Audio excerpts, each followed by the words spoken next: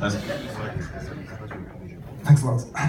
Maybe not a question, but a brief contribution from. Yeah, sure. Olivier, I've been in Paris. In fact, I spent about a year working on the transaction that Richard at Activa was talking about, my previous life at IFC. And my main takeaways are really twofold. Really explaining why it is that IFC eventually decided to follow suit with the investment, which was not a given. They were massive in general. Contrarian views that we had to overcome. The first one is that I think Richard, by virtue of what he's done in the past 20 years, has actually built very robust credentials as one of the African entrepreneurs in insurance that's built a state-of-the-art insurance platform. So I think for us, our ability to look at the dynamics of this insurance business, a key factor. Second was that looking at Cameroon as a standalone investment opportunity, frankly, I think our investment thesis was a bit difficult. And the fact that he actually branched out to West Africa gave us the diversity and diversification, which today, if you look at macro circumstances in Cameroon, benefit of hindsight, you need to have a diversified platform. So I think the regional plus I would say the insurance specialty were the two drivers. I believe there was a second question. Someone in the back? Yes, the lady in red.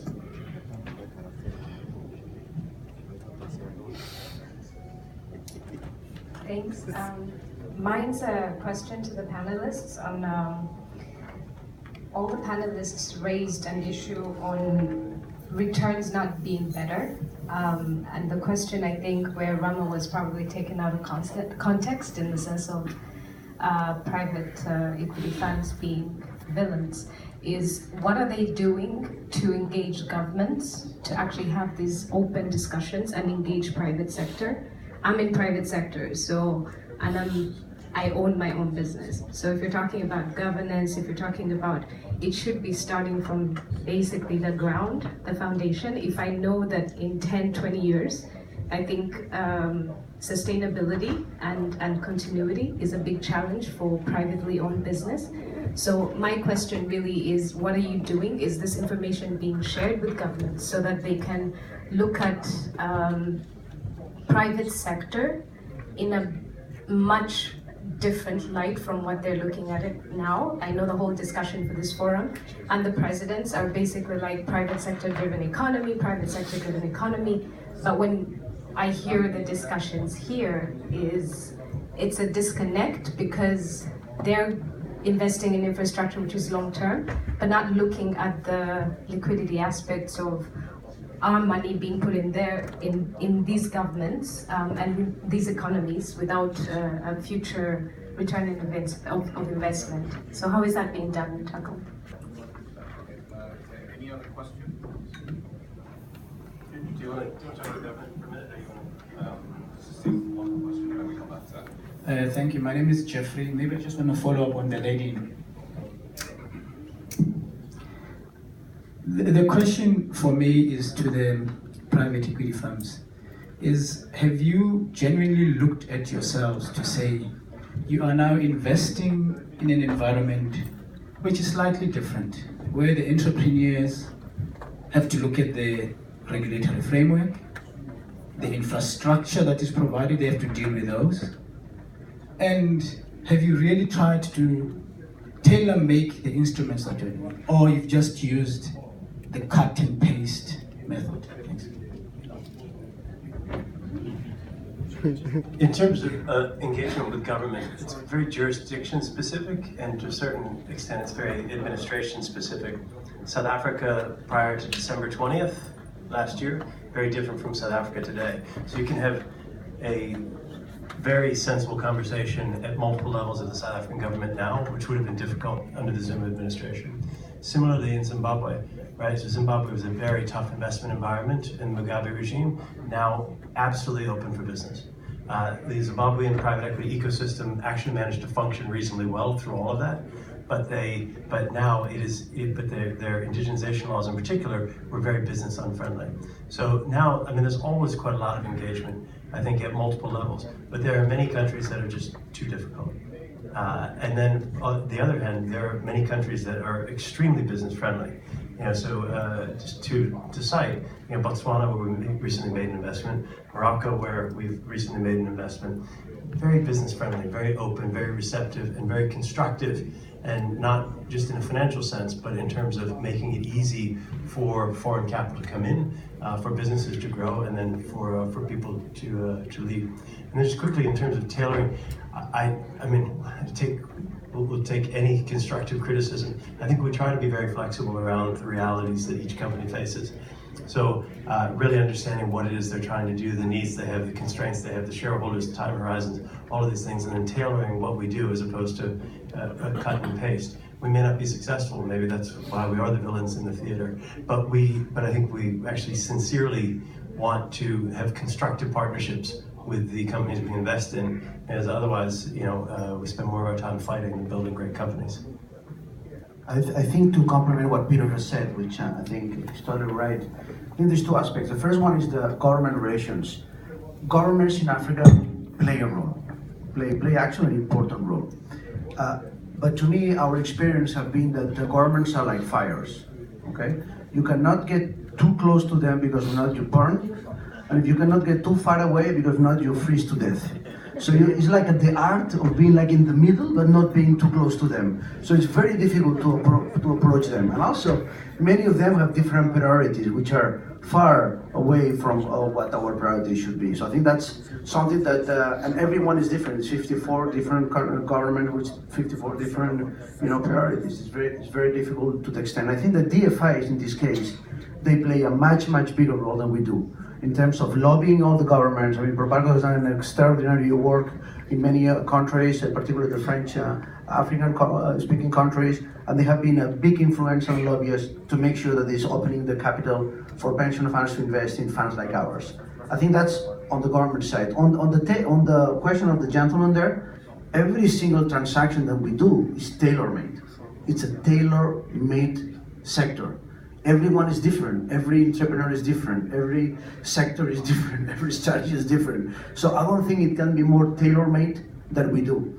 But I think the issue of the villain of the theater that you were mentioning before, it's actually that the companies, they get tired of us. After year 3 or 4, the guys are tired of us because we're there on the boards, on the remuneration committees, on the audit committees, on the strategic committees. We are a part of their, CFO. We're in the reporting. We like go more. Next country. So we are like a catalyst for growth for many of those companies. So the companies after year 3 or 4, they're tired. I had CFOs that say, listen, don't ask me for more reporting, I cannot do that, Or like, do we really have to do another board now? We just did one like 2 months ago, And this is the reality, because we're the catalyst, that's what we do. I think that's probably the villain part of it.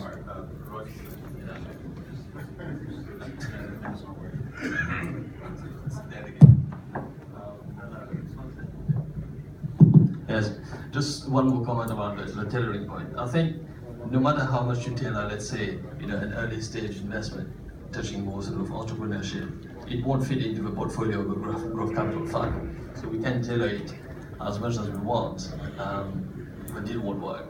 So there's a point where essentially the promoter needs to know who to approach. And if you look at the sort of recent past, there's been more sort of VC type deals than the actual growth capital deals. And the reason for that is very simple. It's just that growth capital is very hard to deploy in sort of the last few years. And so perhaps there's a role there to play in a way for a fight to support, essentially to create the new pipeline of growth capital companies of tomorrow. And there's a role there for DFIs in terms of nourishing this new population of cottage industry and harnessing technology innovation around those sort of new small enterprises. Yes, Rama. Oui, Rama. Sur ce point, je voulais juste vraiment revenir pour insister sur la nécessité de faire partager la vision des promoteurs par le private equity fund. C'est vraiment très important. Ce qu'on disait tout à l'heure, c'est vrai que Ronnie disait que les DFI, c'est vrai, ont quelques points d'amélioration à faire, notamment sur la rapidité dans la prise de certaines décisions. Mais à la fin de la journée, quand même, on s'entend bien, mais parce qu'on a discuté longtemps sur la vision. Non, j'ai déjà fait une première opération quand j'ai créé une compagnie Vie au Cameroun il y a plus de 15 ans, avec la Proparco. Ils sont restés 8 ans et ils sont sortis naturellement, suivant les conditions d'entrée. Mais rassurez-vous, le partenariat que nous avons avec les partenaires financiers que nous recherchons, notre souhait, c'est qu'ils restent le plus longtemps possible. C'est vrai qu'ils nous amènent beaucoup dans l'amélioration des formations financières, beaucoup dans le renforcement de la bonne gouvernance, mais c'est ce que nous souhaitons. Nous ne sommes pas simplement là pour rechercher un partenaire financier et ensuite nous remplacer. Nous souhaitons qu'il nous accompagne sur le long terme. Je peux vous assurer qu'avec AFC, avec vos parcours, nous sommes tenus à faire un certain nombre de reporting tous les trimestres. Moi-même, je suis demandeur, ça m'arrange. Moi-même, ça m'arrange que ces exigences-là nous soient demandées par nos partenaires parce que ça va dans le sens de ce que nous souhaitons pour nos entreprises. Donc, il ne faut pas que les private equity pensent que nous sommes fatigués de leur présence. Non, vraiment, tant que la vision est partagée, si nous décidons d'aller sur des marchés avec un certain risque, qu'ils puissent nous accompagner. Nous avons décidé d'investir sur des pays difficiles comme la Sierra Leone et le Libéria. AFC nous a accompagnés. Nous sommes en train de décider de développer l'assurance agricole qui, dans notre sous-continent, n'existe pas. Ils nous accompagnent également avec nos parcours, mais nous savons que c'est un risque. Mais si nous n'explorons pas ce champ-là, nous laisserons une bonne partie de la clientèle africaine en dehors du métier de l'assurance. Ce que nous ne voulons pas, c'est nous, Africains, qui devons améliorer le taux de pénétration. Et c'est pour cela que nos partenaires doivent absolument partager cette vision et sur du long terme. C'est pour ça que les conditions de sortie, c'est un challenge. Enfin, comme monsieur parlait tout à l'heure du contrôle. C'est vrai, quand vous avez créé votre compagnie, vous souhaitez avoir le contrôle. Et vous souhaitez à la sortie garder ce contrôle. Et c'est vrai que les private equity, que je comprends, hein, puisque les fonds qui sont levés pour investir sont faits sur une période qui est limitée.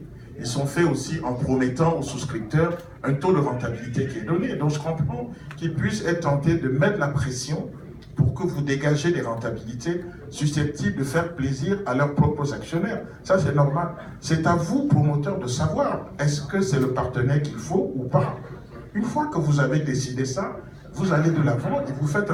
On ne signe pas un partenariat pour avoir des frictions plus tard. C'est pour ça qu'il faut être clair dès le début et qui vous accompagne toute la vie. Voilà. Merci.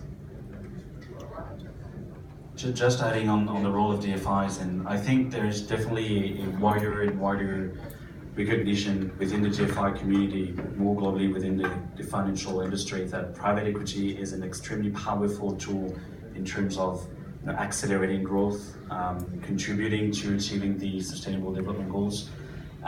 We have, for example, at Proparco doubled the amount of equity commitments that we were doing 3 years ago. So we now double the size of what we were doing 3 years ago, and our plan is to again double that by 2020, with the view that at least 25% of our financing will go through the private equity route, because we see it as extremely efficient in terms of creating growth.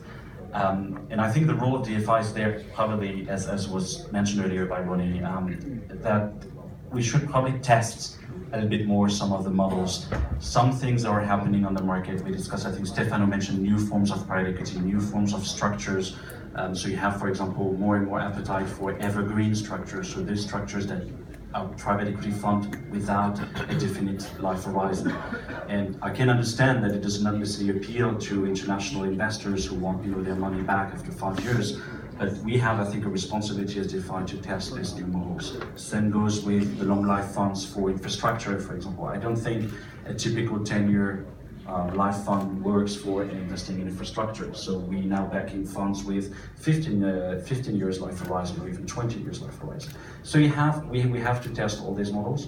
And I think with our relationship with governments, with multilateral agencies, we can also have access to softer forms of money and funding, and we can probably use that to foster the development of the SME market, which is one of the other points that was mentioned by Ronnie.